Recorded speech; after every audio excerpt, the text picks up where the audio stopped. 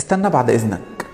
أنا عارف والله إن أنت قلبك موجوع وصابر بقالك كتير قوي على وجع قلبك ده، وعارف إن أنت قافل على نفسك وما بتكلمش حد خالص، وعارف كمان إنك واصل لحالة يعني بتقول الموت أريح بكتير من الحياة اللي احنا عايشينها دي. لكن والله أبدا عمر ما الموت كان أفضل من الحياة، وكل حاجة في الدنيا ممكن تتعوض، كل حاجة والله بتتعوض إلا نفسك. لو انت خسرتها ما هيش هتتعوض. ربنا بيقول قل إن الخاسرين الذين خسروا أنفسهم. مش خسر فلوسه أو بابا أو ماما أو أي حد من الناس، لأ، الخسارة الحقيقية إنك تخسر نفسك، الخسارة الحقيقية إنك تسيب نفسك. اوعى تمر بيك لحظات اليأس وتستسلم، اوعى تمر بيك لحظات الإحباط وتستسلم، لأن أوجاعك دي والله كلها في عناية ربنا. ربنا بيقولك انت في عينيا فاصبر لحكم ربك فإنك